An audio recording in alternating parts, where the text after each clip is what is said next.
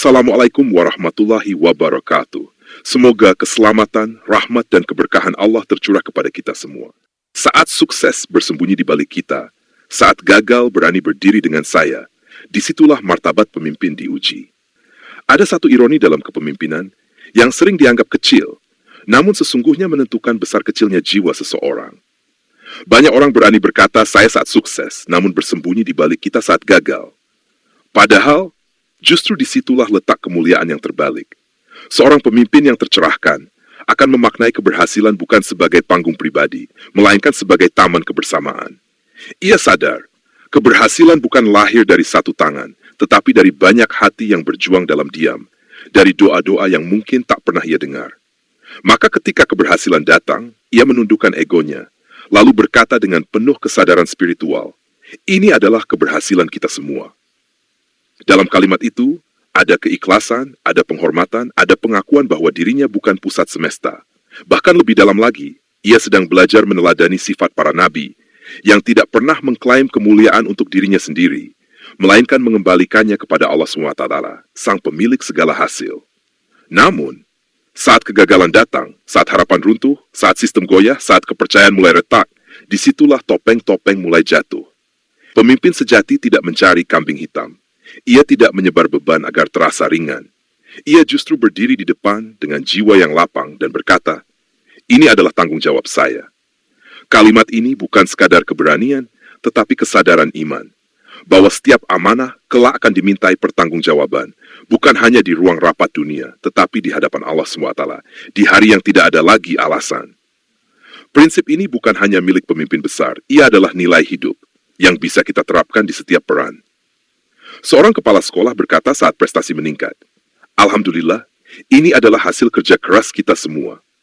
Namun saat ada kekurangan, saya sebagai kepala sekolah belum maksimal membimbing, ini menjadi evaluasi saya. Seorang ketua panitia berkata saat acara sukses, "Kesuksesan ini milik kita semua. Tanpa kebersamaan, acara ini tidak mungkin berjalan." Namun saat terjadi kekacauan, saya mohon maaf, ini menjadi tanggung jawab saya sebagai ketua panitia. Seorang ayah berkata saat keluarga bahagia, "Kita berhasil melewati masa sulit ini bersama." Namun saat anaknya tersesat arah, saya yang kurang bijak dalam membimbing, ini menjadi pelajaran bagi saya. Mari kita bertanya dalam diam. Saat kita berhasil, apa kita ajak orang lain masuk dalam kebahagiaan itu? Ataukah kita berdiri sendiri sambil menikmati pujian? Dan saat kita gagal, apakah kita berani berdiri tegak?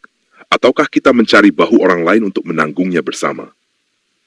Di sanalah kualitas jiwa kita sedang ditimbang. Motivasi. Jadilah pribadi yang tidak lapar akan pengakuan, namun kaya akan tanggung jawab. Karena dunia mungkin terpukau oleh keberhasilan, tetapi langit lebih menghargai kejujuran dan keberanian dalam memikul amanah.